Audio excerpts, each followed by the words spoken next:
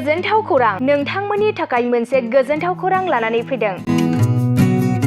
उदालगुरि जिल्लानि सिङाव थानाय डिमाकुसि नोगोराव नोंथांमोननि थाखाय अरदाब दा बड' किटचेन मुंनि गंसे गोदान हटेला गोजोनथाव खौरां लानानै फैदों। नोंथांमोना बे अरदाब दा बड' किटचेन हटेलाव साहा, कफि, आइसक्रिम, फास्ट फुड, आखाइजों बानायनाय ग्रीन टि, न'आव बानायनाय आसार, गाइखेरनि एन्थाब आरो ओंखामजों जेरै अमा, दाउ, बोरमा, साम', खुसिया, अमा गोरान, नाफाम बायदिसिना बर'नि ओंख्रिखौ बे अरदाब दा बड' किटचेन हटेलाव जानो हागोन। अरदाब दा बड' किटचेन हटेला डिमाकुसि सेन्ट्रेल बेंकनि खोलाहा बरुवा रेडिअ मबाइल गलाजों नांजाबनाय।